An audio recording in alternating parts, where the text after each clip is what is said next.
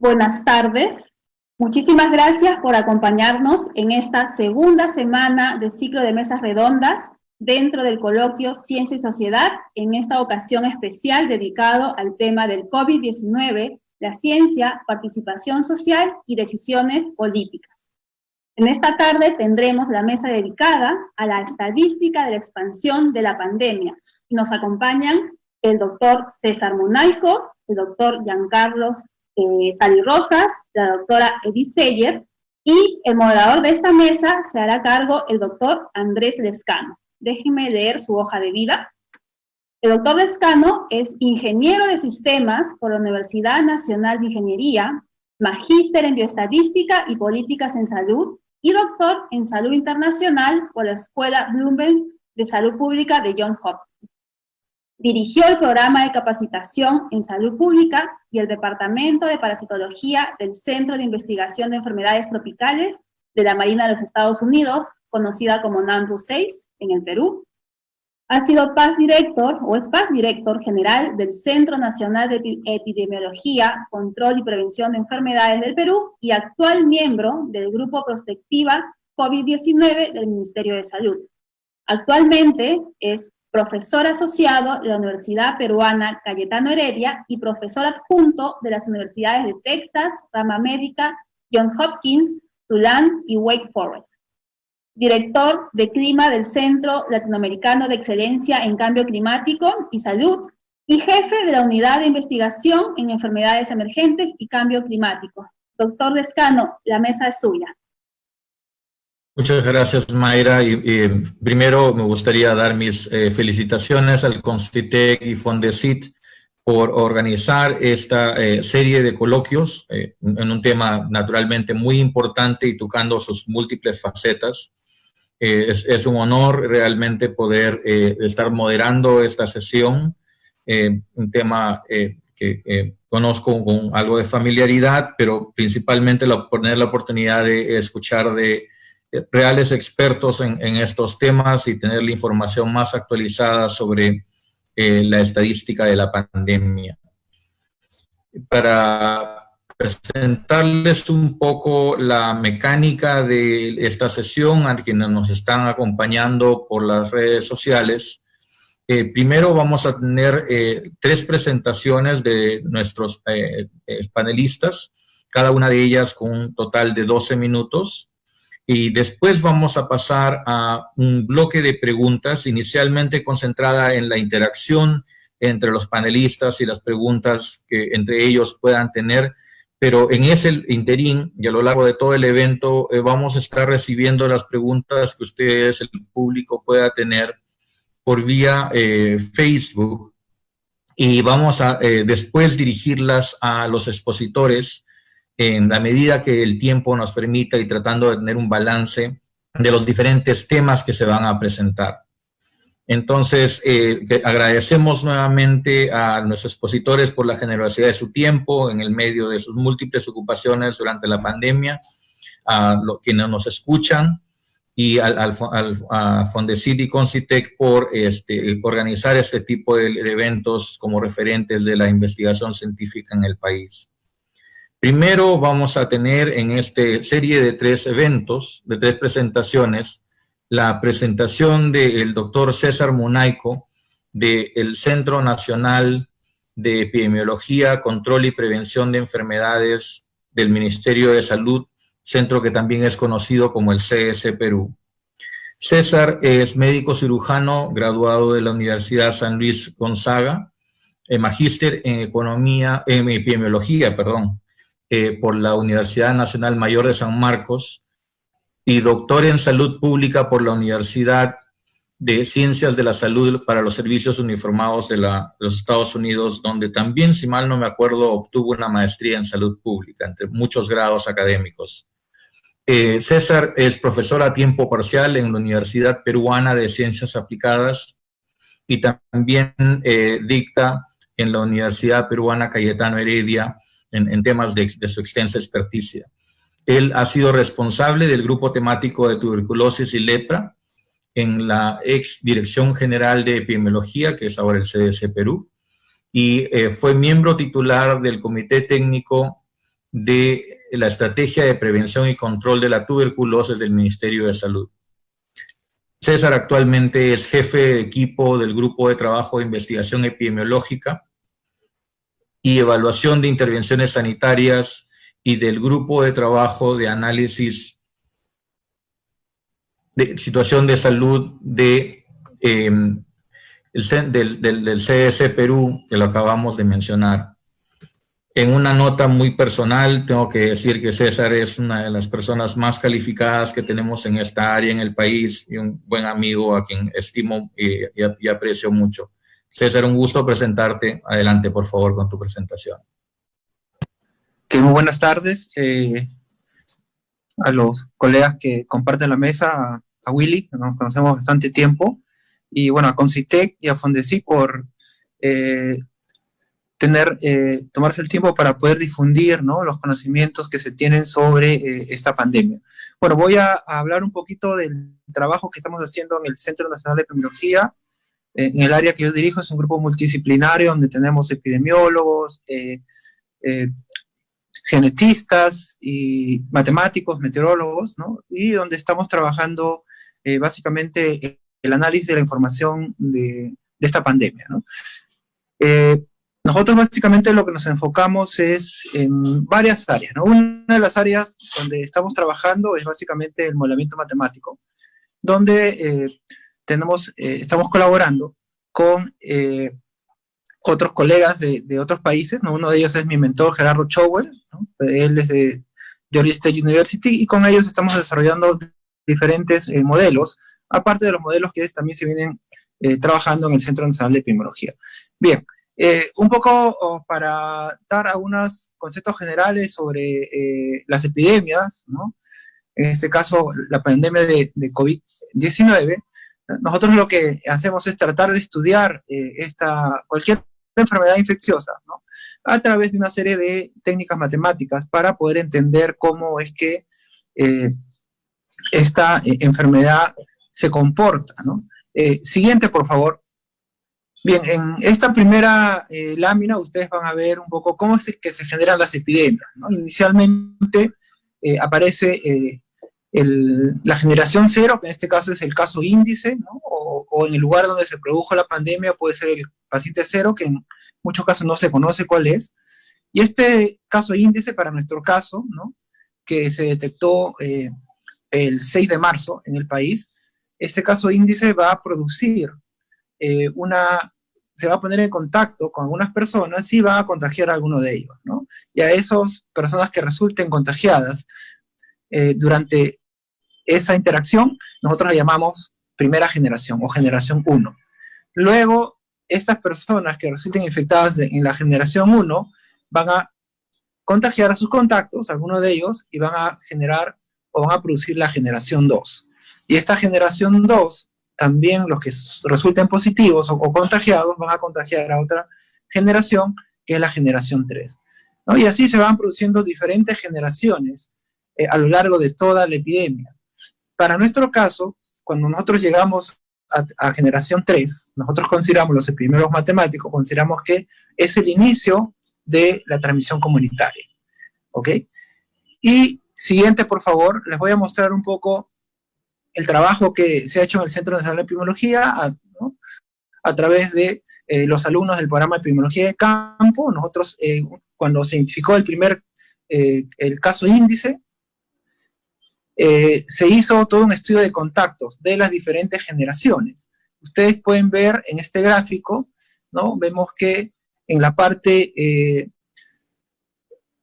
superior izquierda tenemos el caso índice, y este caso índice con sus contactos, y de esos contactos, los grupos de clúster que están con este color rojo son los contactos que se infectaron producto de este caso índice, ¿no? En este caso se infectaron más o menos 7 personas, que vendrían a constituir el T1, o que es la generación 1. Luego esta generación 1, si podemos ver más abajo, ¿no?, van a producir una generación 2, ¿no?, que está en el T2, que es en color celeste claro, y luego esta generación 2 va a producir una generación 3. En este caso, para el caso de la generación 2 que salió positivo, produjo 2 casos infectados. En ese momento ya decimos que estamos en el inicio de la transmisión comunitaria. ¿Y por qué es importante entender esta dinámica de transmisión? Porque justo es en esta etapa, cuando la epidemia empieza a crecer, puede crecer de manera exponencial o subexponencial, y es donde nosotros tratamos de ajustar algunos modelos, ¿no?, para poder determinar el número reproductivo básico, que voy a explicar más adelante. Y con ese número reproductivo básico, poder saber la magnitud de la epidemia. Además de poder, a través de algunos modelos, poder predecir, ¿no?, o poder tener una idea de cómo es que se va a desarrollar esta epidemia en el país. Siguiente, por favor. Ok, un punto importante que quiero resaltar es una frase de George Box, que es un estadístico inglés, ¿no?, que ha trabajado bastante en la parte de modelos estadísticos, ¿no?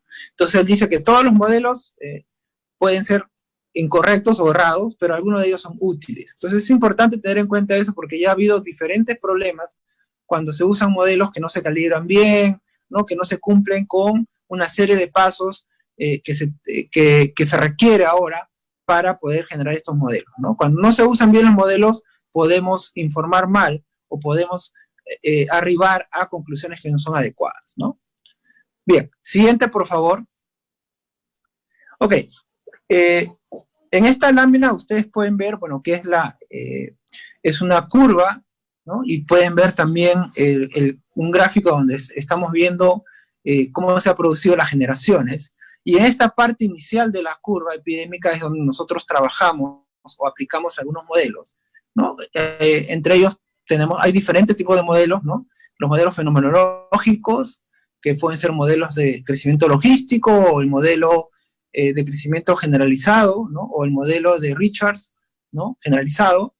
O también podemos usar modelos mecanicistas como el SIR, el SEIR, ¿no? O sea, hay diferentes modelos que nos van a permitir estimar en esta primera parte rápidamente cuánto es el R0. Porque el R0 nos va a ayudar a ver qué tan transmisible es esta enfermedad y qué tanto impacto va a tener en la población. Entonces es un punto clave para tener en cuenta al momento de hacer modelamiento. Bueno, nosotros yo he tenido la experiencia de haber modelado la pandemia de influenza, también hemos modelado la pandemia de 1918-19 en el Perú, ¿no?, a través de unos estudios que han sido publicados también, y hemos aplicado diferentes técnicas, ¿no? Ahora estamos aplicando nuevas técnicas que han sido desarrolladas por el grupo al cual yo pertenezco, el grupo del doctor Gerardo Chowell, donde estamos trabajando diferentes cosas, y les voy a mostrar algunos resultados del trabajo que se ha hecho con estos modelos para el Perú. Siguiente, por favor. Ok, pero antes un poquito entender qué es este número reproductivo básico, ¿no? Y que se ha hablado bastante sobre este número y es importante saber qué significa, ¿no? En general, el número reproductivo básico es el número promedio de personas que resultan infectadas después que una persona infecciosa ingresa a una población totalmente susceptible, ¿no? Si una persona ingresa a una población susceptible, se pone en contacto con alguno de ellos y se infecta a 2, quiere decir que el número reproductivo básico es 2, ¿no? Y estas 2 personas que son infectadas van a infectar a otras personas y en promedio generalmente van a infectar a 2 más, ¿no? Y así es como se generan las epidemias. Pero este número reproductivo básico en su fórmula más sencilla se divide en 3 componentes importantes, que es importante tener en cuenta, ¿no? Uno es el tiempo por medio de la infecciosidad, o sea, cuánto tiempo es la persona infecciosa, que es un elemento clave que nos va a decir, nos va a dar datos importantes sobre cómo es la dinámica de transmisión de esta enfermedad. Y luego la tasa de contactos, que es otro punto importante, y luego la probabilidad de transmisión. Y el saber estas 3 variables también nos ayuda a decir qué cosa es lo que podemos hacer para controlar esta epidemia. Pero este número reproductivo básico, como les había estado comentando, se calcula al inicio, ¿no? Cuando no hay intervención. Y luego, cuando ya hay intervención o hay vacunación o diferentes tipos de intervenciones, se calcula el número reproductivo efectivo.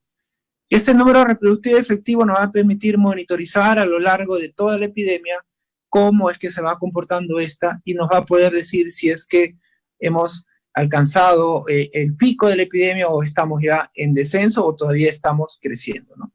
Si este número reproductivo básico es mayor que 1, significa que la epidemia está creciendo, ¿no? Si este número reproductivo básico alcanza el valor de 1, significa que, y si continúa en 1, significa que esta enfermedad se va a convertir en una enfermedad endémica, porque por cada caso que se infecte, este caso va a producir un caso nuevo, ¿no? Y si cae por debajo de 1 y llega hasta 0, quiere decir que la epidemia va a terminar. Entonces, esto es un número clave, es un indicador epidemiológico clave que nos va a indicar cómo es que va la epidemia. Y nosotros lo que hacemos, los epidemiólogos matemáticos, es tratar de calcular este número, ¿no? Inicialmente lo hacemos con la etapa inicial de la curva, pero cuando ya tenemos la curva completa, hacemos con toda la curva y obviamente nos da un resultado mucho mejor que la etapa inicial, pero igual estos modelos que calculan el número reproductivo básico a través del inicio o el crecimiento rápido inicial de la epidemia también son buenos y nos dan una idea de qué es lo que va a pasar, ¿no? Siguiente, por favor. Ok, les voy a mostrar un poco algunos resultados de un estudio que hemos publicado recientemente, donde se ha estimado el número reproductivo básico para Lima, ¿no? Hemos trabajado con Lima porque inicialmente Lima tiene mayor población y tiene mayor número de casos. Ahora estamos también calculando para las diferentes regiones del país, inclusive por distrito, este número reproductivo básico y efectivo. Este estudio, lo que hemos hecho aquí es aplicar un modelo fenomenológico, ¿no? el modelo de crecimiento generalizado, ¿no? Para poder estimar el R0, ¿no? Y hemos estimado para Lima que empezamos con un R0 de 2.3, ¿no? Y que con un intervalo de 2 a 2.9, ¿no? Entonces, eso más o menos es la estimación del número reproductivo básico, que es un poco similar a lo que se ha encontrado en otros países. En algunos lugares, inclusive, puede ser más el número reproductivo básico. ¿Por qué? No siempre el número reproductivo básico tiene que ser igual para todos los lugares, porque depende mucho de la tasa de contactos, de la densidad poblacional, etcétera, etcétera, ¿no? Pero para el país, nosotros hemos estimado que el número reproductivo básico es de 2.3. Y como ustedes pueden ver en la parte inferior de este gráfico, ¿no? Nosotros estimamos este número reproductivo básico a través de ajustar este modelo de crecimiento generalizado a la parte inicial de la curva. En este caso lo hemos hecho hasta antes que se aplicaran las medidas de supresión que aplicó el gobierno muy tempranamente. Siguiente, por favor. Aparte, este número, este modelo nos permite estimar qué hubiera pasado, ¿no? Si no se hubiese hecho nada, ¿no? Ustedes pueden ver en este gráfico que en la línea roja, ¿no? Y las líneas punteadas son sus intervalos de confianza, la incertidumbre. Vemos que si no se hubiese hecho nada, hubiéramos continuado con un crecimiento exponencial importante, pero debido a estas medidas que tomó el gobierno, las medidas de supresión, ¿no? De aislamiento social obligatorio, cerrar fronteras, etcétera, etcétera, ha habido un impacto sobre la epidemia y ha hecho que el crecimiento de la curva no sea un crecimiento exponencial, ¿no? Y ha aplanado la curva, ¿no? Que es un punto importante. Esto lo hemos hecho hasta el 30 de marzo, ahora tenemos otros modelos que estamos haciendo diferentes a estos que les voy a presentar, que también analizan este aspecto importante. Siguiente, por favor. Bien, otro modelo que estamos trabajando es el modelo mecanicista a través de un modelo un poco más complejo, que es el modelo SEIR. Es un modelo de compartimientos, ¿no? Que se utiliza ecuaciones diferenciales para poder estudiar la dinámica de transmisión de esta enfermedad. Y en este modelo pues tenemos compartimientos que tienen relación con la población susceptible, S, ¿no? Con la población que se ha expuesto, con la población infectada, que es I, ¿no? También tenemos este modelo asintomáticos y también con la población con la gente que se va a hospitalizar, que es J, y R, que son los que se recuperan, ¿no? César, Entonces, a través de este modelo... 2 minutos quedan aproximadamente, Ya, gracias. ya, ok, a través de este modelo, nosotros hemos estimado, podemos hacer un monitoreo de cómo se va comportando la epidemia. Ustedes pueden ver, el siguiente, por favor, en esta lámina que les muestro acá, está en rojo lo que predice el modelo con sus intervalos de confianza, y en azul es el comportamiento de la epidemia, ¿no? Como ustedes pueden ver, ya hemos llegado a la meseta y debe empezar a disminuir los casos, ¿no? Si se mantiene el status quo de ahora, porque si cambia, puede ser que estos se puedan incrementar los casos, ¿no? Ahora que se ha liberado algunas actividades productivas, puede ser que se puede ver que puede haber un ligero incremento de casos, ¿no? Pero igual, eso aparte, ya el Ministerio está trabajando en diferentes estrategias, como estrategias focalizadas, se ha activado el primer nivel de atención y diferentes otras estrategias que van a ayudar a controlar esta pandemia. Siguiente, por favor. Ya para terminar, otro punto importante que nosotros calculamos es la tasa de crecimiento y el tiempo de duplicación. Estos dos indicadores son claves porque nos ayudan a ver cómo es que se va moviendo la epidemia, ¿no? Y voy a enfocarme rápidamente en el tiempo de duplicación. El tiempo de duplicación es el tiempo en que demora en duplicarse el número de casos, ¿no? Y si ustedes pueden ver, inicialmente en el Perú, el tiempo de duplicación era de 2, ¿no? 2 o 3 días. Acá 2 o 3 días se duplicaban los casos. Ahora más o menos estamos de acuerdo al departamento donde estemos o al distrito. Ahora se está duplicando entre 6, 7, 8 días, otros se duplican a 12, a 15 días, ¿no? Quiere decir que la epidemia está siendo más lenta, ¿no? Y eso es otro modelo importante. Siguiente, por favor. Ahora, ya para finalizar, ¿no? Hemos estimado el número reproductivo efectivo para Perú, como ustedes pueden ver en esta gráfica, ¿no? El número reproductivo efectivo para el Perú está por debajo de 1, ¿no? Lo que es importante porque quiere decir que ya no está creciendo ya la curva y debe estar disminuyendo en las semanas que vienen, ¿no? Pero acuérdense que en el país tenemos múltiples epidemias, ¿no? Una epidemia es en Lima, inclusive en Lima tenemos 2 epidemias, la epidemia que empezó en las zonas mesocráticas de Lima y luego de esa epidemia se fue a las zonas de los conos. Tenemos otra epidemia en Loreto, otra epidemia en Lambayeque, cada cual con sus particularidades, y eso es importante tenerlo en cuenta. Eso, hay otras epidemias en el país, otras regiones donde recién se están incrementando los casos, en otras regiones donde ya han llegado al pico y deben empezar a bajar. Entonces hay diferentes comportamientos de acuerdo al tipo de región, ¿no? Pero calculamos este número como país para tener una referencia general de cómo es que vamos, ¿no? Pero lo que nosotros hacemos es calcular por regiones, inclusive por distritos, y vamos monitorizando todos los días cómo es que va cada distrito, cómo es que van las regiones comportándose. Bueno, eso es lo que quería compartir con ustedes. A ver, muchas gracias.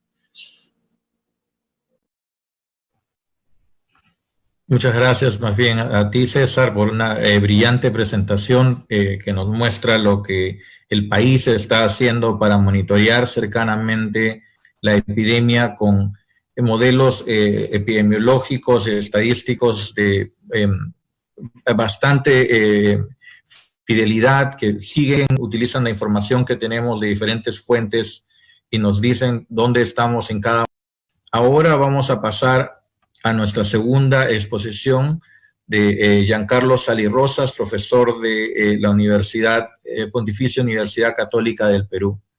Giancarlo es matemático de la Universidad Nacional de Piura, magíster y doctor en bioestadística de la Universidad de Washington en Seattle, y si mal no recuerdo es uno de los pocos, si no el único doctor en bioestadística en este país. Siempre he tenido esa curiosidad. Sus áreas de interés son el diseño y análisis de estudios aleatorizados, bioingeniería y análisis de supervivencia. Entre sus más recientes publicaciones tenemos el resultado de múltiples colaboraciones en áreas de estudios aleatorizados por conglomerados escalonados, brecha salarial por género para personal de salud y desarrollo de nuevos dispositivos para medir la posición de la columna en tiempo real. Giancarlo es actualmente profesor principal en la Universidad Católica, como mencionábamos, y coordinador de la especialidad en estadística, así como asesor del laboratorio farmacéutico Abbott EPD en el área de bioestadística para toda Latinoamérica. Es realmente un honor tener a Giancarlo como expositor en esta sesión. Gracias, Giancarlo, por tu participación y quedamos muy atentos a escuchar tu presentación. Gracias, Willy, por la presentación. Muchas gracias a Concitet por la invitación, el poder compartir con el nivel de los panelistas y conversar un poquito sobre estos temas. Lo que les voy a presentar es un pequeño overview de los modelos estadísticos que he notado que se han usado para tratar de entender la epidemia y que en principio pensaría que por lo menos ayudan a complementar el trabajo que César nos ha presentado. Esto, antes de empezar la presentación, es un trabajo en conjunto con el doctor Cristian Valles y el doctor Valdivieso de la Universidad Católica. Siguiente diapositiva, por favor. Entonces, antes de presentarles el pequeño trabajo que hicimos, quisiera hacer un pequeño resumen de los dos modelos más mediáticos que se han conocido desde el punto de vista estadístico. El primer modelo es el modelo desarrollado por un equipo muy de última generación, un equipo muy interesante que trabaja en el Imperial College. Y más que mostrarles las fórmulas, lo que quisiera mostrar a las personas que están viendo esta presentación es el concepto detrás de esto. Entonces, la noción del modelo fundamental que desarrolló el Imperial College para tratar de estimar el número de infectados es un modelo que trata de, a partir del número de fallecidos que se observa, tratar de mirar hacia atrás y ver a cuántos infectados esos podrían representar. Entonces, porque el dato que usan para armar su modelo, el dato con el cual llegan a la realidad, es el número de fallecidos. Entonces, para llegar hacia atrás, obviamente tienen que hacer varios supuestos o establecer varios estimados de todo ese caminito que tiene que uno armar hacia atrás, ¿no? Solo por dar un ejemplo, tienen que establecer un estimado del tiempo de incubación de la enfermedad, un estimado del tiempo que le toma a una persona desde desarrollar síntomas hasta fallecer, qué porcentaje de las personas que una vez que se infectan son asintomáticas, por ejemplo. Y en general todos los modelos de una u otra manera tienen que asumir estas cosas. Tienen que tomar en cuenta estas cosas, perdón. Y también es bueno decir que las estimaciones que tenemos de estas cosas no son del todo precisas. Y en ese contexto quizá deben entenderse todos los modelos con los cuales quizá queremos trabajar. Entonces, gracias a todo este armazón que está en el medio y otros más, logran estimar el número de infectados, logran regresar al número de infectados. ¿Por qué es importante este modelo? Porque gracias a eso, ellos originalmente lograron establecer cuál sería el impacto de estas políticas de aislamiento o las políticas de testeo masificado, por ejemplo, o algún tipo de aislamiento parcial, por ejemplo, ¿verdad? Viéndolo cuánto eso afectaría al número de infectados. Aun cuando no tenían el número de infectados. Entonces eso es un poco lo brillante de este modelo. Ahora, todo modelo pues está sujeto a sus supuestos, ¿verdad? Y una de las complicaciones es que tiene tantos supuestos que es un poco más difícil de construir. Siguiente diapositiva, por favor. El siguiente modelo conocido es el modelo del Instituto de Health Metrics de la Universidad de Washington. De hecho, mirando este modelo, cuando en su primera versión fue que se nos ocurrió la idea que podríamos plantear. El enfoque fundamental de este modelo es decir, miren, queremos exterminar el número de personas que van a fallecer. Entonces, independientemente de en qué intervención se aplique, aún si no aplicáramos intervención, se argumentaba de que, bueno, la curva va a subir y va a llegar a un plató. Entonces, si la gente puede relacionarse a eso, que aún en el caso de que no hiciéramos nada, eso pasaría. Entonces, bajo ese argumento, el Instituto de Helmetrics plantea modelar el número acumulado de fallecidos. Y entonces, usando data que ya llegaba de Europa y data de Estados Unidos, datos de Estados Unidos, plantea un modelo no lineal con cierta estructura jerárquica para realizar su predicción. Entonces, esa curva que está ahí no es por coincidencia, sino ellos en su primera versión de modelo plantearon como supuesto que era una curva senoidal, una curva para las personas que han llevado un curso de estadística y nos están siguiendo por ahí, asumían que era una curva normal. Eso tiene unas limitaciones porque asumían que era una cuestión simétrica, pero si leemos el artículo de referencia en el cual describen el modelo, pues eso suponía. Entonces, nosotros cuando leímos este trabajo nos pareció que podíamos hacer dos observaciones. La primera observación es que no nos parecía tan natural modelar el número acumulado de fallecidos. Por una razón fundamental, en estadística existe este principio de que no te metas con datos que están correlacionados porque es muy complicado entenderlos. Entonces, al tratar de entender data acumulada, uno tendría que tratar de entender de qué manera están conectados los datos. Y eso es un poquito complicado. Sin embargo, ellos decidieron seguir ese camino. Pero, digamos, es un poco complicado seguir ese procedimiento. La estimación que hicieron ellos fue del punto de vista frecuentista. La única explicación que encuentro por eso es que es un poco más rápido de implementar el algoritmo y las personas que están siguiendo estos tipos de modelos pueden entrar a la página web del instituto y ven toda la información en tiempo real, ¿verdad? Y ven gráficos que se mueven, estimaciones. Entonces, en cierta medida, el hacerlo frecuentistamente aligera el proceso de cálculo de las cosas. Entonces, pensaría, eso podría ser una de las razones. Estimarlo bayesianamente requiere un poquito de tiempo, no demora tanto, pero es un poquito más lento, entonces no es tan dinámico y no es tan atractivo de hacer esta interfaz. ¿Cuál fue la idea que se nos planteó? La idea que se nos ocurría es que cuando la epidemia llegó al Perú, ya había pasado por China y lamentablemente estaba llegando a su cúspide en Italia y en España y en Francia.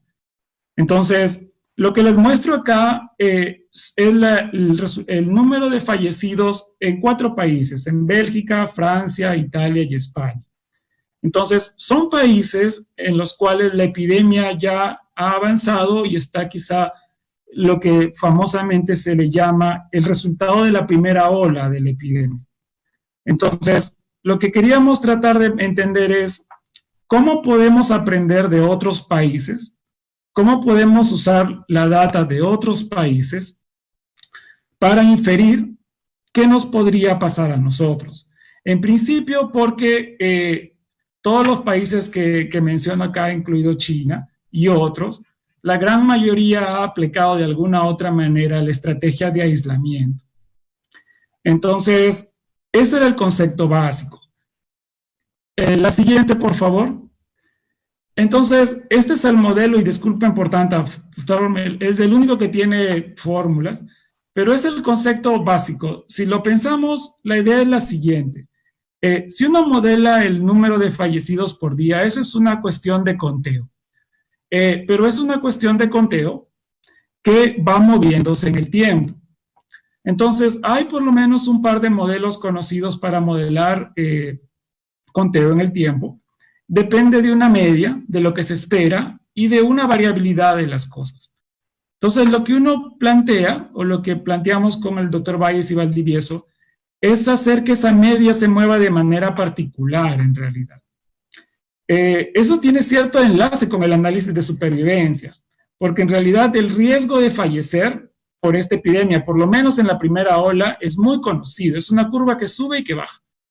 Entonces, las personas que están familiarizados con el análisis de supervivencia pueden notar que la forma en el tiempo realmente es que sube y se baja. Lo que no sabemos es hasta dónde sube, cuán rápido sube y cuán rápido baja, eso no sabemos. Entonces, la idea central es enlazar la data de los países que ya se conoce con la data del Perú. Y entonces enlazarlo con algún parámetro de tal manera que podamos tener una noción de qué esperaríamos que le puede, cómo puede evolucionar Perú en función del número de fallecidos que se observan. Ahora, esto es un modelo como todos otros que se alimenta de la información que se obtiene cada día, ¿verdad? Entonces, un modelo que se puede ver cómo es que se va a monitorizar, cómo es que va moviéndose la epidemia. Siguiente diapositiva, por favor. Entonces, este es más o menos las estimaciones hasta el día de antes de ayer, de cómo más o menos vemos que la epidemia en Perú se está mostrando. Entonces, está Perú con la información de Bélgica, Francia, Italia y España. Una cosa que podemos conversar después de repente es, esto es dinámico. Como dijo César, hoy se levantaron un poco las restricciones. Entonces, esto puede cambiar en el tiempo. Y entonces, si uno lo usa para monitorizar las cosas, podría avanzar y entender un poco cómo evoluciona la enfermedad. Siguiente diapositiva, por favor. Sé que me falta un minuto y ahí termino. Realmente este modelo es un modelo muy sencillo, pensaría, pero sirve como un complemento, pensaría, para monitorizar la evolución de la epidemia. Y es en el mismo espíritu que el modelo que se hizo en el Imperial College o que hace el Instituto de Helmetics. ¿Cuáles son las limitaciones de este modelo? Pues, como todo modelo, es la calidad del reporte del número de fallecidos, ¿verdad? Y hay todo un debate sobre eso, pero me parece que debe ser más académico el debate para no caer tantas contradicciones. Y también que el modelo se nutre de experiencias previas. Este modelo no pudimos haberlo hecho si nosotros éramos los primeros que experimentábamos la epidemia. ¿Ok? Hay algunas extensiones interesantes de las cuales podemos hablar. Siguiente diapositiva, por favor. Y simplemente les muestro las referencias de los tres modelos. ¿Qué es lo que hacen? Ahí se puede mostrar qué es lo que hacen, qué es lo que no hacen y cuáles son sus limitaciones. Gracias de nuevo por la oportunidad. Muchas gracias, más bien a ti, Giancarlo, por esta explicación tan clara de diferentes opciones bastante complejas de cuantificar el avance de la epidemia y esperamos regresar a estos modelos y sus aportes durante las preguntas. Yo creo que va a ser bastante valioso tener este marco. Gracias. Nuevamente reiterar a los participantes que nos sigan enviando sus preguntas para los expositores. Ya tenemos algunas muy interesantes registradas y para cada uno de ellos o para los tres expositores en general en el momento que ya iniciemos la sesión de preguntas. Y lo mismo para nuestros expositores, me van enviando también sus preguntas por el interno para iniciar la discusión después de nuestra tercera presentación. Entonces, para cerrar esta sesión de presentaciones con broche de oro, tenemos a la doctora Edith Sayer de la Universidad Estatal del Este de Tennessee y de la Universidad Nacional Mayor de San Marcos. La doctora Sayer tuvo su bachillerato y licenciatura en estadística por la Universidad Nacional Mayor de San Marcos, es magíster en matemática por la Universidad de Kansas y magíster y doctor en estadística por la Universidad de Wyoming. Trabajó 3 años en el ONEC, que actualmente es conocido como el Instituto Nacional de Estadística e Informática, el INEI. Ha publicado más de 50 artículos científicos y un libro, y ejerció la docencia como profesora por 20 años en la Universidad Nacional Mayor de San Marcos y por 18 años en la Universidad Estatal del Este de Tennessee, actualmente siendo profesora emérita en ambas universidades. Doctora Sayer, muchísimas gracias por colaborar en este importante coloquio. Estamos muy interesados en escuchar lo que nos aporta. Muchas gracias. Buenas tardes y muchas gracias por la invitación. Como ya hemos visto, hay varias formas de analizar los mismos datos y todas ellas se complementan. Mi ilusión es de que mucha gente analice datos usando diferentes enfoques, porque este es un tema que nos apasiona, lo del COVID COVID-19 y el virus que la produce, y que entre todos, como digo, armemos el rompecabezas, ¿no? Podamos ver la figura más clara, viendo diferentes enfoques. En San Marcos hay varios grupos que están trabajando en estos datos, también de diferentes formas, el doctor Peña en física, la doctora López en matemática, y otros profesores del departamento de física también. Y bueno, en general, en modelación, se pueden, en forma muy general, no solamente en epidemiología, se pueden pensar en dos tipos de modelos, básicamente, que son los modelos mecanísticos, que tratan de explicar la dinámica de un proceso o las relaciones que conocen las relaciones entre las variables. Y los modelos empíricos, que muchas veces aplicamos los estadísticos, que sirven para que no sabemos nosotros cuál es la dinámica, no sabemos cuál es la relación entre las variables, pero que mirando los datos tenemos una lista de modelitos ya listos, ¿no?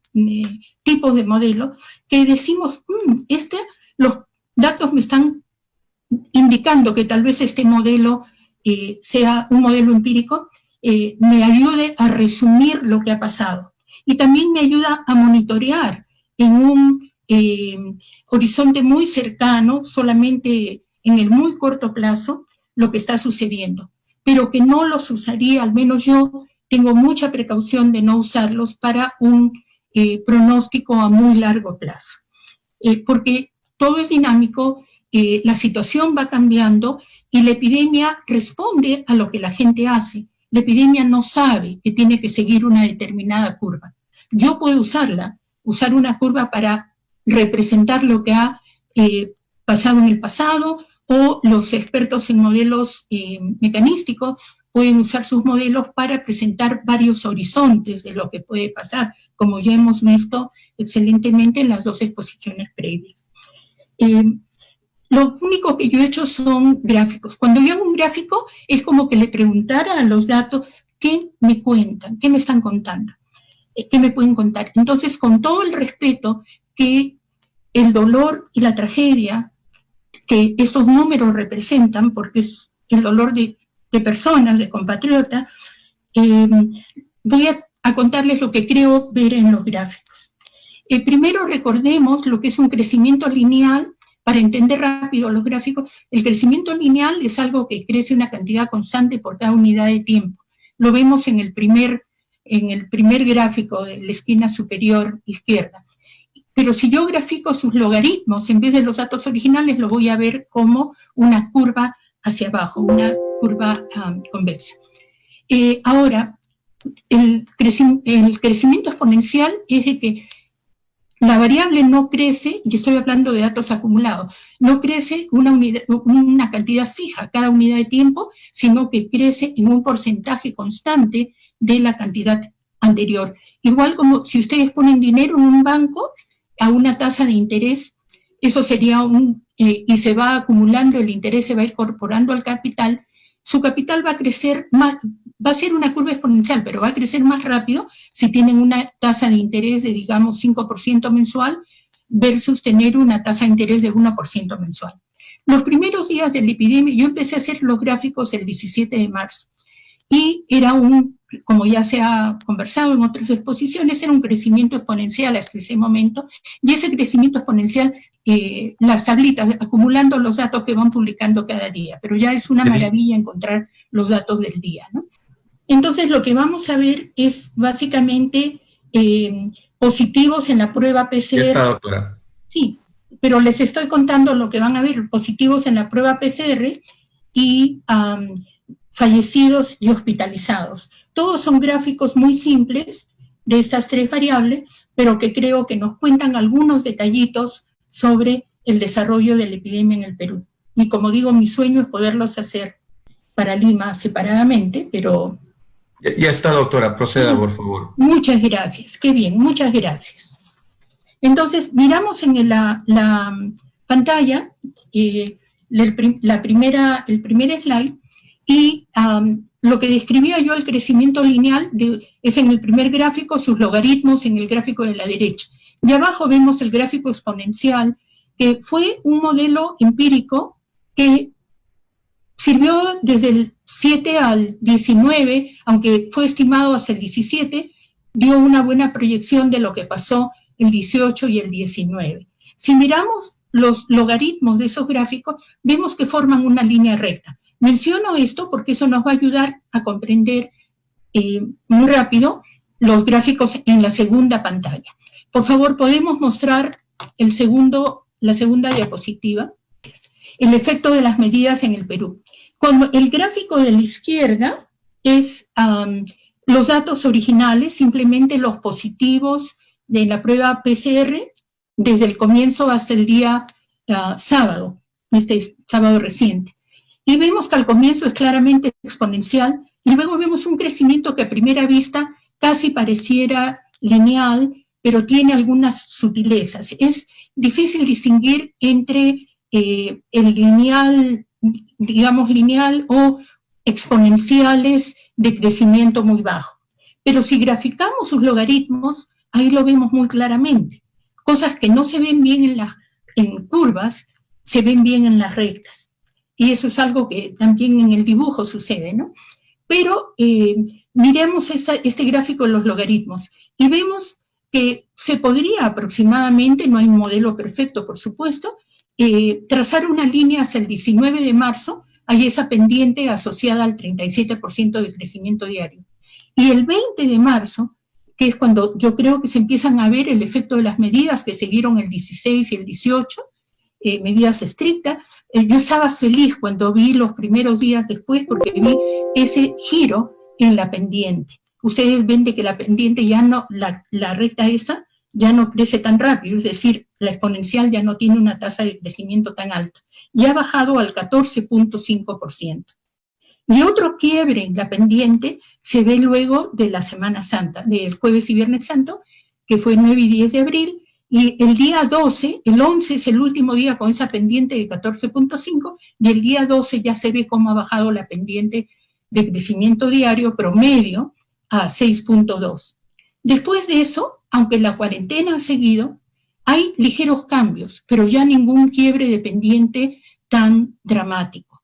Va bajando poco a poco y ustedes pueden ver los números de allí, y en los últimos 7 días ha estado en 2 puntos, digamos, promedio de los últimos 7 días fue 2.54%. Pasemos a la siguiente página. Es de la página 3. Y vemos, estamos comparando, el gráfico de la izquierda es el que ya vimos anteriormente, y eso es de los infectados, y a la derecha vemos de los fallecidos. Entonces, algo interesante que vemos es que la tasa de crecimiento en fallecidos va más rápido que la tasa de crecimiento en infectados. Pueden haber varias explicaciones por eso. Para eso, una de las explicaciones parciales la vamos a ver en la página siguiente, pero todavía no.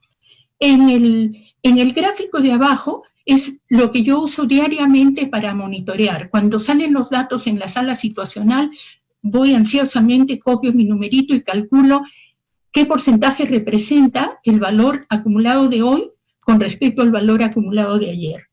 Entonces, vemos en una primera fase en que esos crecimientos diarios, que siempre son muy variables, pero vemos tamaños grandes, justamente dura hasta el 19 de marzo, y el 20 de marzo empieza otra etapa de valores más bajos. Y luego, el 12 de abril comienza otra etapa de valores aún más bajos. Y después vienen disminuciones paulatinas, ¿no? El último día, el domingo, con respecto al sábado fue 1.7%. Hoy día creo que es un poquito más, 2%, o sea, se mantiene en ese nivel. Y la línea verde representa el ideal al que queremos llegar, que es el de 0% de crecimientos. Eso significa que ya no hay ningún caso nuevo entre los detectados por la prueba PCR. Entonces, el gráfico de abajo lo que nos hace es, nos ayuda a reforzar la idea que ya nos dio el primer gráfico de esta página, que es dónde se dieron los puntos de quiebre de la pendiente, es luego de las medidas estrictas que se pusieron al comienzo y luego de el Jueves y Viernes Santo. Entonces vamos a mirar también los datos diarios. Hemos estado viendo datos acumulados, vamos a ver los datos diarios. Y vemos que en las pruebas positivas PCR, el 5 de abril se inicia una etapa alta, ¿no? Como que hemos subido bastante. Y luego vienen lo que a mí me gusta llamarles andenes, son como escalones, subimos un poco, nos quedamos más o menos no tan estacionarios, con variabilidad, pero en un cierto nivel, luego volvemos a subir más arriba, otro andén, otro pequeño andén, y finalmente el de arriba. Veamos que en todos los 3 andenes primeros, terminamos en un punto más alto de lo que comenzamos. Solamente en el último, en el que estamos ahora, yo veo que está terminando casi donde comenzó, ¿no? O sea que veo la subida y la bajadita. La línea azul, los rojos son los datos originales, la línea azul es el promedio de 5 valores, se le asigna al valor central como para suavizar un poco el gráfico y poder ver la tendencia mejor. Hay mucho trasvase de un día a otro de pruebas, me imagino, y eso explica bastante la variabilidad. Entonces, solamente para la última parte me permití añadir esa línea verde, que es el promedio de todos esos 14 días, un cierto número de días, que es 751, pero ayer, domingo, estuvo en 780, un poco por encima de ese promedio. Entonces, no sé realmente, yo no puedo decir en este momento si esto es un andén más o si ya es la cumbre y vamos a bajar. Ojalá que sea lo segundo, pero no lo puedo asegurar, ¿no? Porque todo, como digo, depende de el comportamiento de las personas. De aquí podemos subir otro escalón o podemos iniciar el descenso. Vemos un gráfico equivalente para fallecidos. El crecimiento es, como ya dijimos, un poquito más rápido en forma relativa, a pesar que obviamente los números son menores, pero en forma porcentual el crecimiento se da un poquito más rápido, pero el detalle que quisiera que ustedes se fijen es ese retardo como de 13 días que se da entre infectados, detectados y fallecidos, porque a mí me encantaría tener información sobre cuándo se le detecta el virus a una persona y cuándo se le da de alta o ya se reporta sano o fallece. Pero como no tengo esos datos, tengo que mirarlo a nivel poblacional.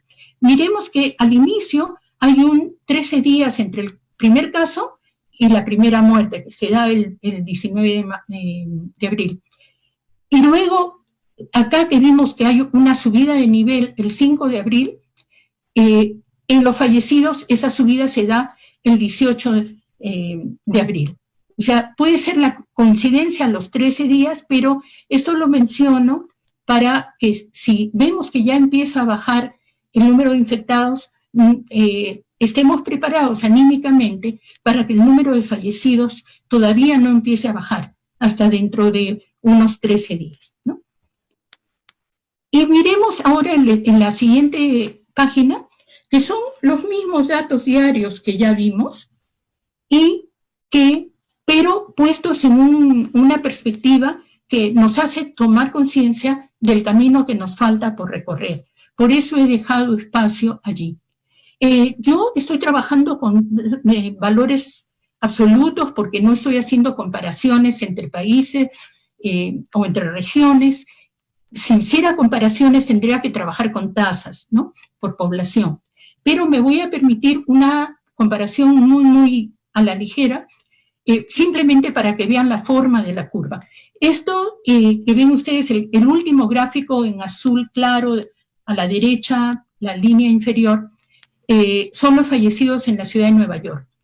Nueva York tiene el doble de población de Lima, y entonces la comparación debía ser con Lima, no con el Perú, ¿ya?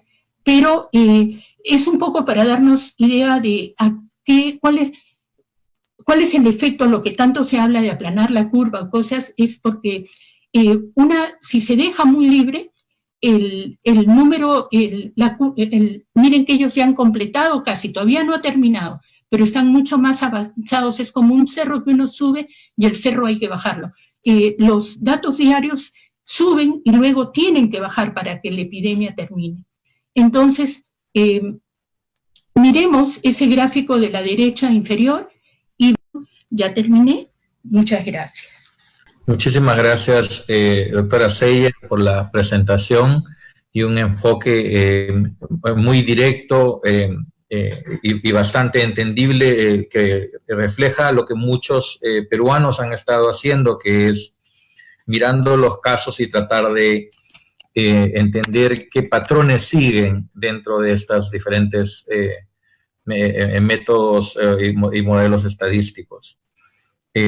Entonces, habiendo acabado esta parte de las presentaciones, venimos recibiendo y compilando las preguntas del público, y ahora me gustaría pasar primero a algunas preguntas que hay entre los expositores, que hay puntos muy interesantes. Y para eso le voy a pedir a todos que las sigan enviando, a todos los expositores, para poder ir avanzando, ir respondiendo a algunas de ellas. Pero una de las preguntas que existían es, para César, la pregunta era, ¿qué modelos usa el gobierno para la toma de decisiones?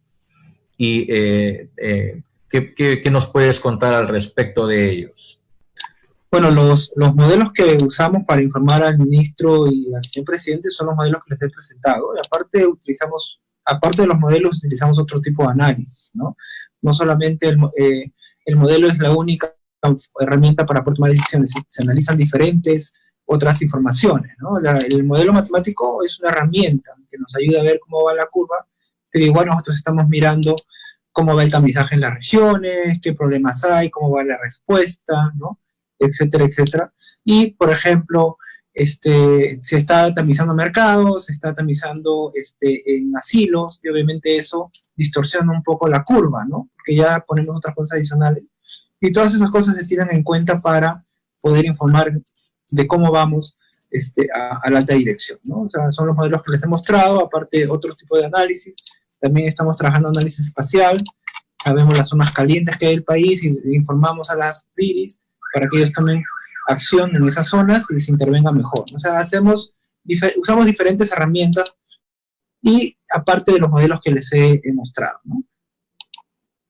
Sí, César, gracias. Y ahora que mencionabas el punto del muestreo de mercados o el muestreo de población en penales, que son las poblaciones separadas, no necesariamente tan conectadas, doctora Seyer, yo quería tal vez que nos ayude a profundizar ese punto de qué efecto tiene eso en los estimados de las pendientes que usted realiza, qué impacto tiene eso en la precisión o en el valor puntual de los estimados que se realizan de ese tipo de modelos.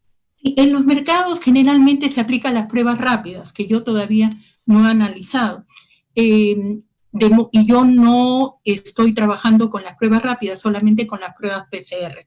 Entonces no he tomado en cuenta lo de las pruebas rápidas, que está muy bien que se hagan a esas poblaciones muy expuestas, pero en eso tengo un pedido, que es que ojalá algún día hayan suficientes pruebas como para aplicarle a una muestra aleatoria de la población, porque una cosa es cuántos desarrollan anticuerpos en personas que están muy expuestas y qué porcentaje han desarrollado anticuerpos en la población en general, que no está tan expuesta como los trabajadores de mercado, los policías, las enfermeras, los médicos, ¿no? Porque la prueba rápida lo que mide, lo que detecta es ya el anticuerpo, no el virus. Yo solamente me estoy concentrando en la presencia del virus.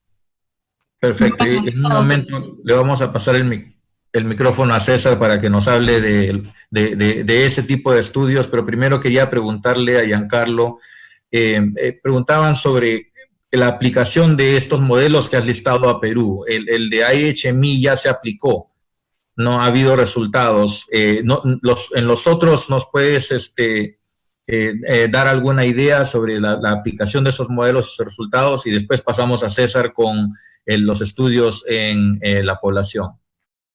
No tengo el resultado preciso ahorita en mi mente, Willy, pero sí podría decir que a la gente que nos sigue son dos enfoques un poquito diferentes hasta por la manera como presentan sus resultados.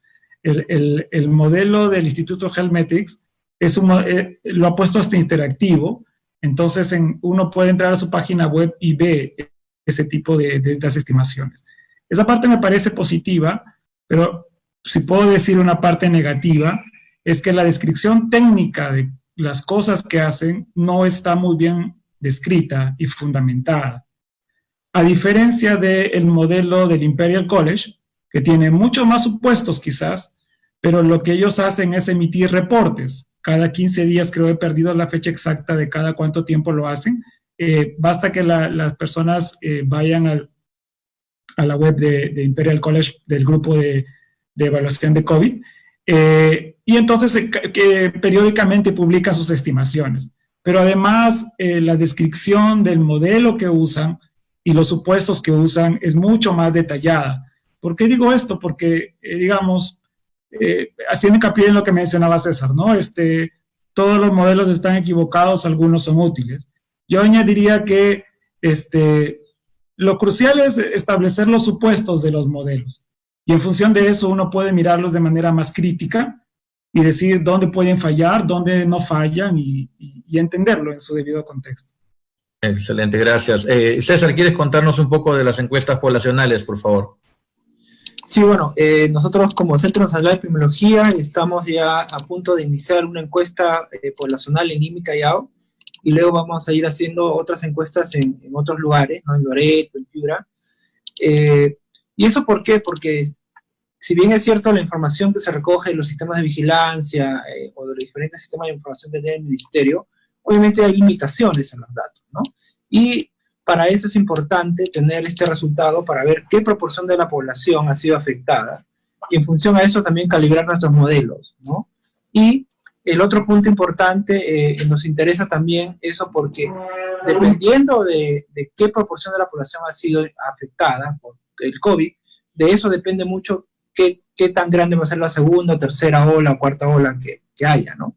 En España, por ejemplo, ya salió un estudio bien interesante, la prevalencia ha sido 5%. Ustedes han visto que en España ha tenido bastantes casos, bastantes fallecidos, pero la prevalencia ha sido 5%.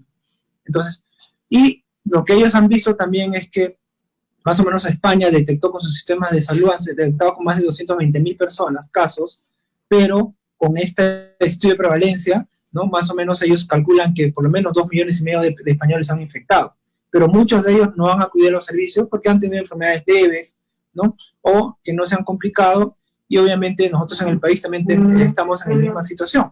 Probablemente a esos más de 100.000 casos que nosotros hemos identificado, porque estamos testeando bastante, ¿no? Todavía hay un buen grupo de la población que se ha infectado, pero que todavía no tenemos esa magnitud. Pero este estudio nos va a servir para poder determinar la magnitud del COVID en Lima y Callao, ¿no? Que lo vamos a ejecutar en las próximas semanas. Ya tenemos todo listo, solamente estamos ahorita, vamos a empezar la etapa de capacitación y luego el trabajo de campo, ¿no? Gracias, César. Aprovechando también para tocar otro punto que preguntaba Giancarlo para la doctora Seyer, era sobre el efecto justo de lo que acaba de mencionar César, ¿no? Los pacientes asintomáticos, las personas que tienen enfermedad pero no tienen síntomas, y cómo eso podría alterar las estimaciones que ese tipo de modelos nos muestran.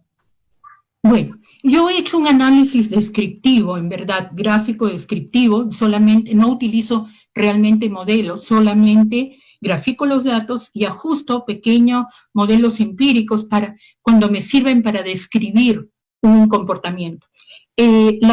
Como dije en un momento de la exposición, yo no estoy aspirando a estimar el número total de infectados, porque los asintomáticos no se revelan en las pruebas. Eso va a tener que ser, creo, un estudio bien complejo y posterior de estimar la cantidad. Yo lo que estoy tratando de estimar es la pendiente, la rapidez con que sucede el crecimiento, esperando que ojalá que lo que yo veo que estoy usando como indicador suceda también en la población. Yo solamente estoy mirando a los que salieron positivos en la prueba PCR, y todos esos que no aparecen en las pruebas porque son asintomáticos o no vinieron a hacerse la prueba, pero espero que si los que vienen está creciendo a una cierta velocidad en la población, es un supuesto que tengo que asumir, que está creciendo en la misma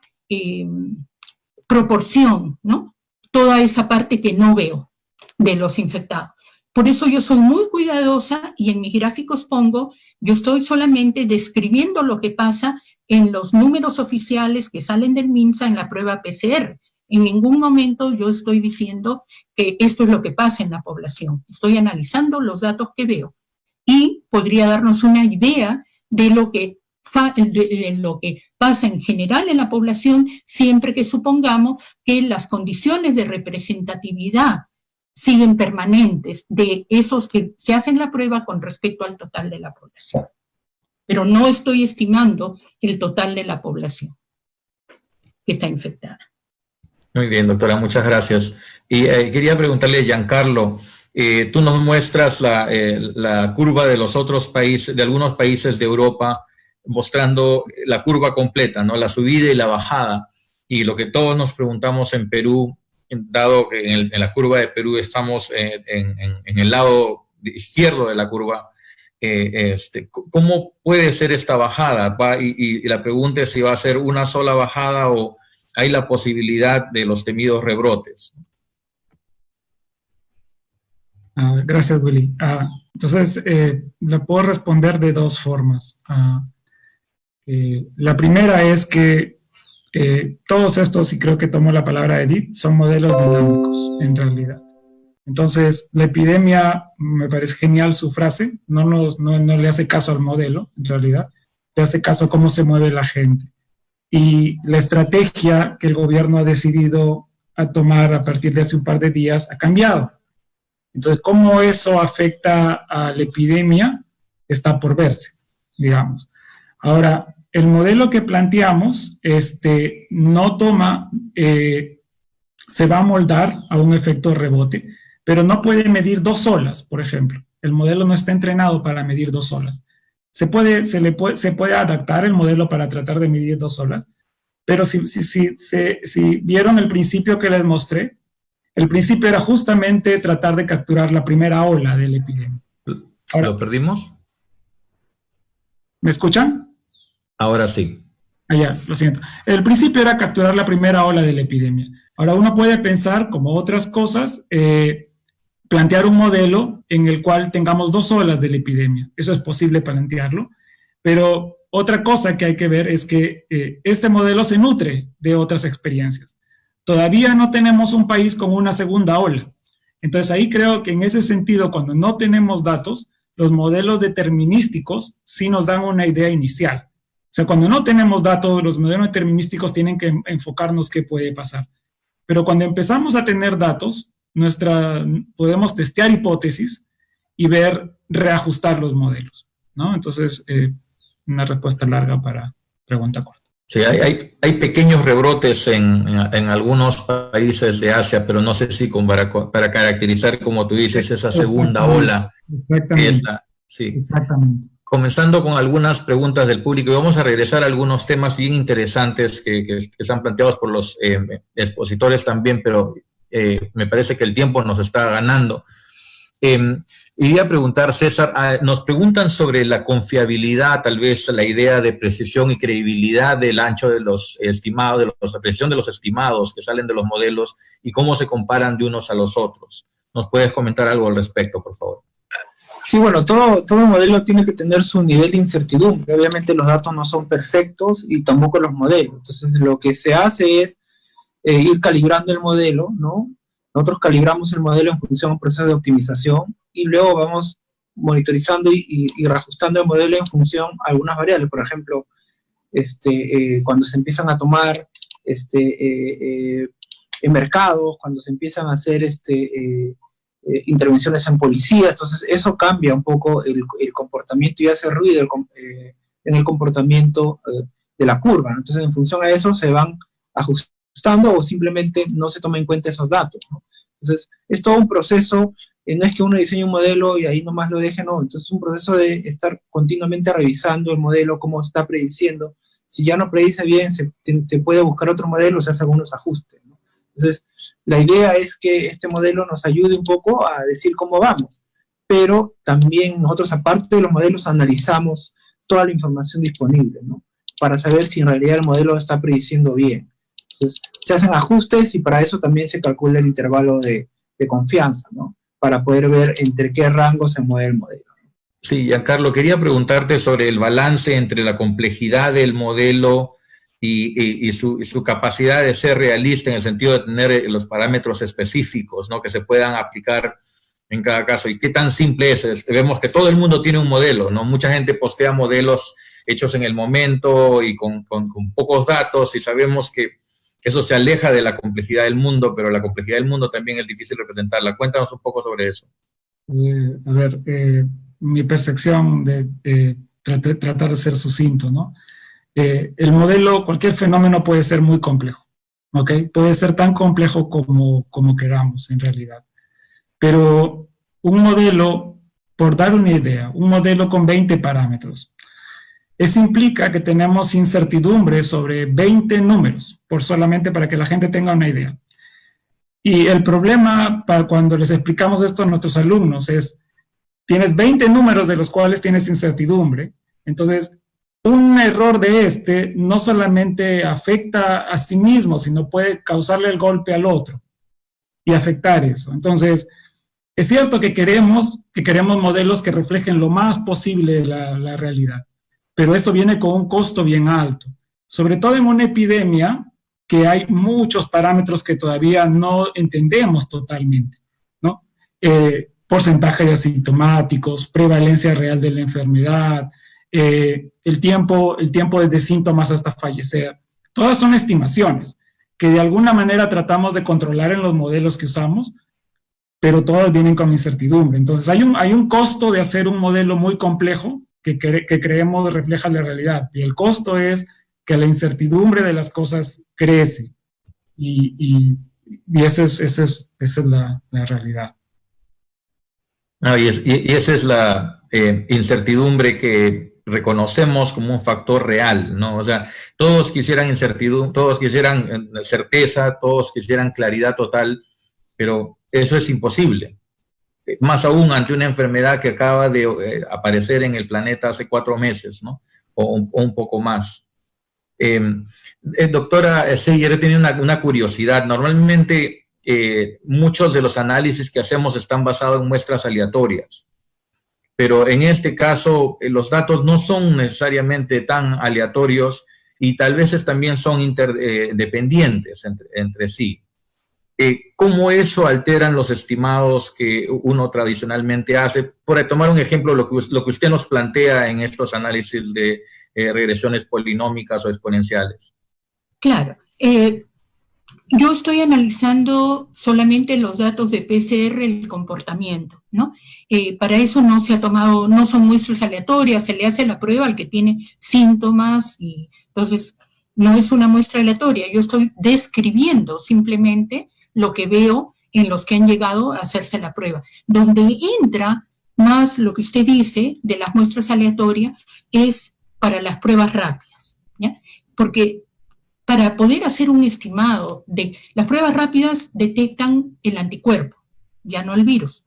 Entonces, al menos hay muchas formas de encarar esto y yo no critico ninguna, pero a mí me gustaría, si lo analizo, me gustaría analizarlo por separado, ¿no? Las pruebas rápidas. Y se está haciendo las pruebas a personas, no es una muestra aleatoria, se está analizando porque se están usando las pruebas rápidas para detectar los que ya han sido infectados por necesidad, porque no hay suficientes de las otras pruebas. Pero generalmente las pruebas rápidas en otros sitios se usa para detectar la presencia de anticuerpos. Es como la población en general, y entonces ahí hay que tomar una muestra aleatoria de la población en general. Yo me imagino que después ahorita lo importante es salvar vidas y tomar a salvar vidas. Pero cuando todo pase, cuando lo peor pase, yo me imagino que mucha gente va a analizar los datos para estimar cuántos en la población tienen los anticuerpos. Y para eso sería bien importante que se tomen muestras aleatorias. Cada día, no tienen que ser muchas, pero lo importante es que sean realmente seleccionados en forma aleatoria. Más importante que el tamaño de muestra, en todo orden de cosas, en estadística, más importante que el tamaño de muestra es la aleatoriedad en la toma de las muestras. Entonces yo me imagino que alguien con tiempo y conocimiento, cuando todo haya pasado, se va a sentar y va a decir, bueno, la población del Perú está dividida en tal porcentaje que están en condiciones de mucha exposición, policías, enfermeras, médicos, limpieza pública, transporte. Y las pruebas se han estado haciendo mayormente a ellos por necesidad. Entonces, en esa, la existencia de los anticuerpos se dio en esa población en tal porcentaje. En estas otras personas a las que les vamos a aplicar una muestra realmente aleatoria, ahí cuál es el porcentaje de personas que tienen anticuerpos y van a hacer un estimador combinado. Ahorita creo que todavía no hay la información. Y una cosa que yo en una reunión, porque nos reunimos los viernes en Reumat a conversar sobre estas cosas, y me acuerdo que pedí bien al comienzo, decía, por favor, que a las personas que les hacen las pruebas anoten el motivo por el que hicieron la prueba.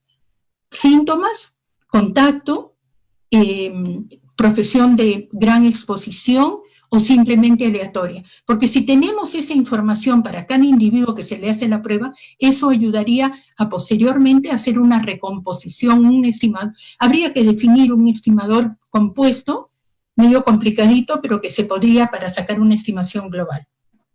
Perfecto. No, y efectivamente hay información adicional específica para esos grupos y me estoy seguro que más adelante va a haber la oportunidad de... Yo solamente trabajo con lo que sale en la... Correcto, yo entiendo. Los valores que salen en la pantalla. Sí, César, hay una pregunta sobre... hay preocupación siempre sobre cómo se manejan los PCR, se los junta con los serológicos, qué implica eso, cómo se trabaja. Parece que hay una idea bien que los datos se manejan de una forma muy simple, que se los suma y se hace promedios y nada más, ¿no? Tal vez nos puedes contar un poco más sobre qué manejo diferenciado tienen estos datos que hablan de lo mismo pero en forma diferente. Bueno, nosotros en el CDC cuando trabajamos con la epidemia, trabajamos con fecha de inicio de síntomas, ¿no? Nos interesa mucho porque nos interesa modelar la epidemia de casos incidentes, no tanto por fecha de diagnóstico. Entonces, lo que hacemos es, independientemente de si es PCR o es prueba rápida, como nosotros cuando se hace la entrevista, se le dice a la persona cuándo inició sus síntomas, ¿no? Entonces, con esa fecha trabajamos. Y obviamente, haciendo eso, es independientemente si tenga PCR o no, sabemos cuándo o tenemos una idea de cuándo enfermó esa persona, ¿no? Entonces, con eso es que trabajamos las curvas y los modelos. Por otro lado, bueno, siempre hay duda que es mejor el PCR, mejor la prueba rápida, ¿no? Cada uno de estos dos test tienen su aplicación, ¿no? El PCR es bueno en los primeros 5.5 días, ¿no? Obviamente, y luego la prueba rápida después. Entonces, depende mucho de en qué momento le tomemos la prueba para poder tener una idea si fue en el momento correcto o no, ¿no? Entonces, hay personas que dicen, no, me tomaron mi prueba molecular, mi prueba rápida y salí negativo, pero me tomaron prueba PCR y salí positivo, ¿no? Probablemente esa persona recién está iniciando la enfermedad. Entonces, toda esa información nosotros la usamos para poder entender mejor la curva, ¿no? Y ahora el PCR en estos últimos días ha disminuido, ¿no? Estamos más o menos en promedio, se tomaba 3.000 por día, ahora se está tomando más prueba rápida, ¿no? Y obviamente esa variación entre una y otra prueba, entonces se tiene en cuenta en el análisis, ¿no? Para poder entender mejor qué es lo que está pasando con la epidemia, ¿no? Gracias, César. Sí, hay bastante la percepción en el público que los análisis son relativamente simples porque se presentan números relativamente básicos para el monitoreo a nivel mundial, no todos los países lo hacen, pero no se sabe qué pasa al interior de los grupos que trabajan en esto, ¿no? Es bueno tener la oportunidad para hablar un poco más. Lamentablemente no hay documentos públicos, ¿no? entre el hecho de que hay que estar constantemente en la respuesta y también mucha de esta información cambia constantemente, no da el tiempo para hacer una pausa, pero por ejemplo tú ya has publicado un primer artículo con los primeros datos y estoy seguro que van a salir algunos más adelante. Giancarlo, tú eres un experto en análisis de supervivencia. Has trabajado mucho en esto, en otros temas. ¿Qué aplicación le ves en esto? A veces estamos muy en el lado de, vemos la tendencia y todo, pero la supervivencia de las personas enfermas, severas, ¿cómo lo enfocarías tú esto? Yo te voy a volver la pregunta, Willy, en el sentido de que, y es una debilidad que creo que tenemos, y no sé si César en el equipo del INS tiene data sobre esto. Hemos medido ya una cohorte de pacientes, por ejemplo, en el que hemos estimado tiempo a síntomas o tiempo a fallecer. O sea, porque hay números que necesitamos saber para calibrar los modelos y lo necesitamos tener precisos. Y creo que hemos perdido la percepción de afuera académica, porque no sabemos qué datos se están recolectando en este sentido. Tenemos estimaciones muy imprecisas de proporción de asintomáticos. Tenemos información muy imprecisa sobre el tiempo de vida de pacientes. Entonces, todos los modelos, de alguna u otra manera, necesitan esa información. Y mientras más precisa sea, mejor van a ser cualquier modelo que planteen. Pero lamentablemente, en mi humilde opinión, creo que no tenemos todavía información muy precisa. Por varias razones. Una, por lo que tú mencionaste, que la epidemia está 3 meses encima de nosotros. Pero creo que, si puedo dar una opinión, una sugerencia, o sea, una idea era, ¿qué necesitamos medir? ¿Qué necesitaba medir el país para después poder calibrar bien o para hacer diagnóstico bien? Mucha gente quiere medir cantidades. Entonces, pero haciendo tu pregunta, o sea, si tenemos una cohorte de pacientes que las hemos medido bien, podríamos sacar tan buena data como tener cantidades. Porque un problema serio es que no tenemos estimaciones precisas de muchas cosas. Y eso solo lo logramos con análisis minucioso de una pequeña cohorte de pacientes. Y mucha gente creo que no lo menciona mucho. Y es una preocupación mía. Es un excelente punto, Giancarlo. Dentro del grupo Prospectiva hemos planteado la importancia de la epidemiología clínica, específicamente al lado de la epidemiología de campo, que es muy importante en el transcurso de la epidemia, y la dificultad que se tiene haciendo investigación en este contexto de pandemia y de emergencia, ¿no? Que no es realmente tan fácil, pero que nos evita, no nos permite tener información valiosa como la que indicas. Me han indicado que tenemos unos 10 minutitos más de tiempo, tenemos preguntas y un diálogo interesante con ustedes que no me gustaría interrumpir y agradezco el tiempo extra. Voy a pasarle una pregunta a la doctora Seyer y regresar a César por el punto de los datos del lado hospitalario.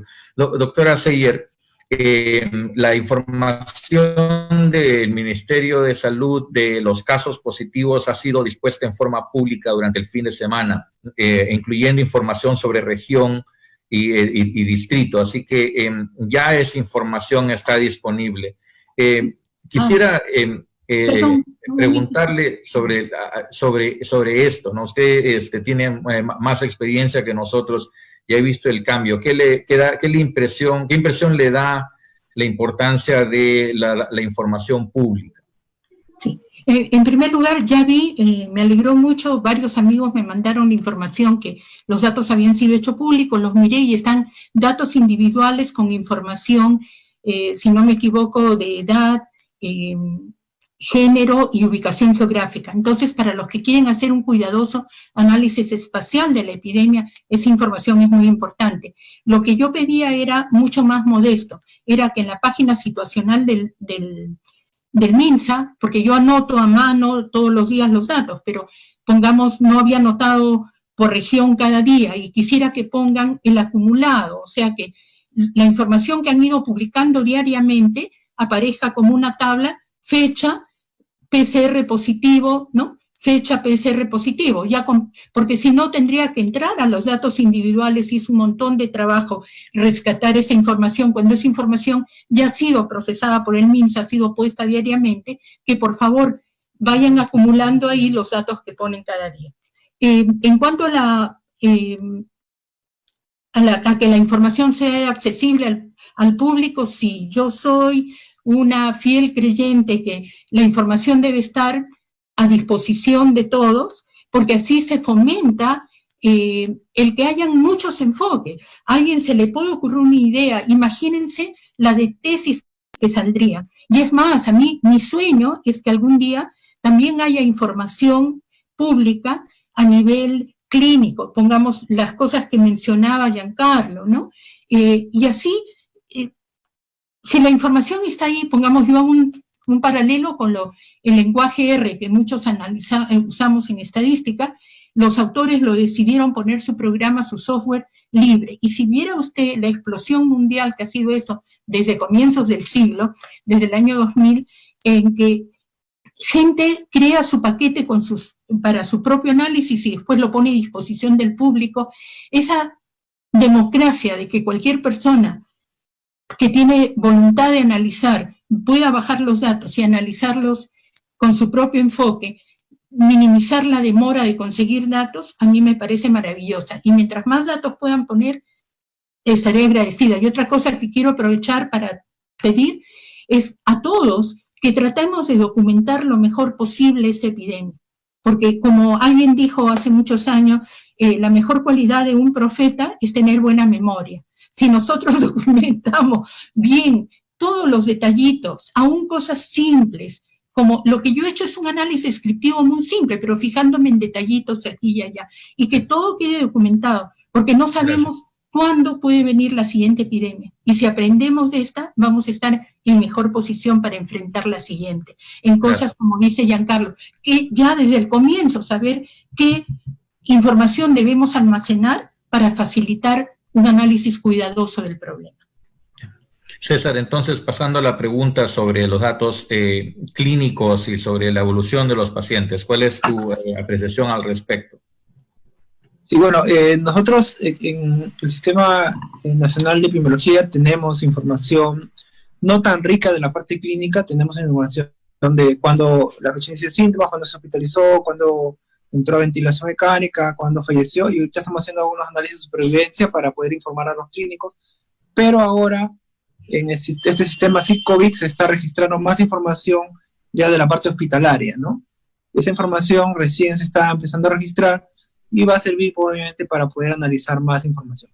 Por otro lado, nosotros usamos análisis de supervivencia para poder, utilizando la técnica de Loveless, para poder corregir el retraso en la notificación, ¿no? Utilizamos eso para corregir nuestras curvas y tener una idea de cuál es la curva correcta, porque cuando uno mira las curvas, va a ver que por lo menos 5 días hacia atrás, eso cambia bastante. Entonces lo que hacemos es esa técnica para poder corregir eso, ¿no? Y poder saber si todavía está disminuyendo o está aumentando, ¿no? Pero sí, información clínica recién se está generando a través de este sistema SIC-COVID, ¿no? Que registra la parte clínica. En epidemiología no tenemos tanto dato clínico, pero con lo que hay estamos trabajando información clínica para poder compartir con los colegas clínicos, ¿no? de todo el país. Giancarlo, quería preguntarte a ti también sobre datos públicos y, por otro lado, de los otros factores que permiten potenciar los análisis estadísticos epidemiológicos. Colaboración, recursos humanos. ¿Qué crees que sería más poderoso para potenciar el desarrollo de modelos y análisis estadísticos profundos que nos ayudan a un mejor entendimiento y respuesta a la pandemia? Una pregunta compleja, Willy. Trataré de darle una aproximación. Con un contexto puedo plantear. Fíjense, ahorita, por un lado, en este momento MINSA está recolectando información Salud ha lanzado su app para recolectar información. La PCM tiene su app para recolectar información. INS está recolectando información. Y todo el mundo quiere información también, la gente afuera. Entonces, una cosa puntual, o sea, yo pediría y sugeriría, o sea, ¿para qué estamos recolectando la información? O sea, y conversar entre, seguro lo están haciendo, pero no tenemos tantos recursos y es crucial saber que todas las cosas se complementen y no recolectar datos por muchos lados. Eso me preocupa. Y eso está relacionado al tema que menciona Edith. Justamente en una reunión previa les comenté. Yo sí soy partidario de que todo peruano tenga acceso a datos. Cualquier peruano, si requiere datos, debería estar acceso a eso, porque es parte de la democracia. Pero sí creo que también debemos tener una responsabilidad cuando tenemos acceso a esos datos. Y hay cosas muy sencillas, como que llene un pequeño formulario que diga para qué, de tal manera que uno lleve un registro de qué va a hacer con esos datos.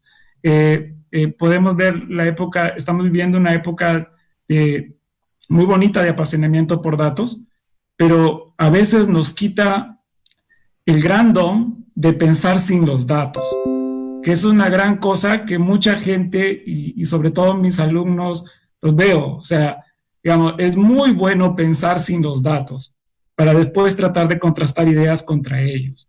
No siempre muchos datos es mejor que pocos datos. Depende de la calidad de los datos.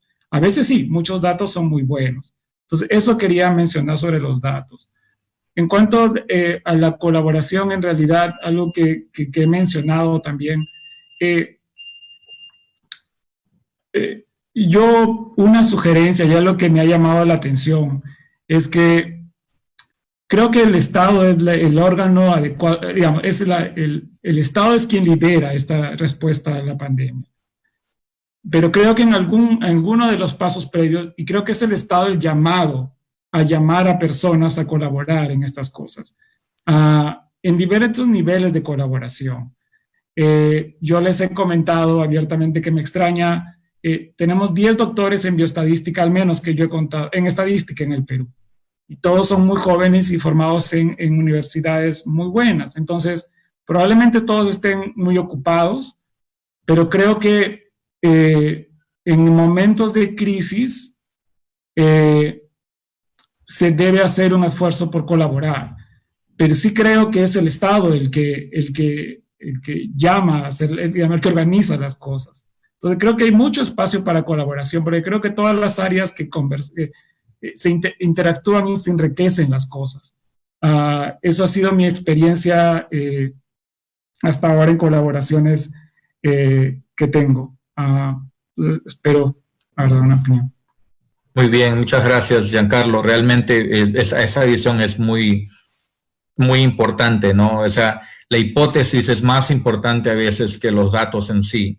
Y esa generación de la hipótesis muchas veces se hace conceptualmente por modelos, por teoría, por conocimiento del tema, y el disponer de los datos, así como en algún momento la mayor disponibilidad de software estadístico hace que los productos no necesariamente todos mejoren de calidad, ¿no? Sino que haya una gran diversidad de la calidad de los análisis.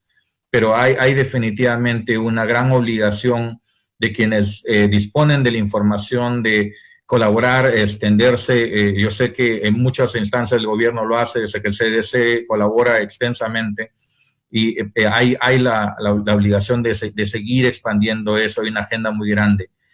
El tiempo es muy tirano, realmente nos ha ganado, no hay tiempo para más preguntas, se quedan algunas en el tintero para espero futuros eventos. Quisiera agradecerles a ustedes a mostrar la complejidad que tienen los análisis que pueden haber y cómo se intenta responder a esta complejidad. Cómo hay mucho más detrás de bambalinas, detrás de los conteos diarios, detrás de los análisis simples, y que hay mucho más todavía por hacer más adelante. Gracias de nuevo a Fondesit y a Concitec por esto. Con esto agradezco la participación de los expositores y de las personas que nos escuchan, y voy a pasar el micrófono a Mayra para que nos ayude con el cierre de la actividad. Muchas gracias. Bueno, solo de parte de Concitec me queda agradecerles a los doctores que han sido panelistas el día de hoy, y también al doctor Lescano, que nos ha ayudado a moderar excelentemente esta mesa con el dominio del tema que él tiene. Yo quiero invitarlos a todos los que nos están siguiendo en este coloquio. El día de mañana, a la misma hora, a las 16:30 horas de Lima, tendremos los impactos económicos, sociales y políticos de la pandemia. Estarán con nosotros Waldo Mendoza, de la Universidad Católica del Perú, Óscar Paredes, de la Universidad San Antonio Abad del Cusco, y Carolina Trivelli, del Instituto de Estudios Peruanos. También quiero hacer algunos anuncios especialmente dirigidos a la comunidad científica que nos acompaña el día de hoy. Concitec ha puesto a disposición una serie de herramientas a propósito de la pandemia que vivimos. Por ejemplo, la biblioteca virtual, donde podrán encontrar más de 6.000 publicaciones científicas sobre el COVID.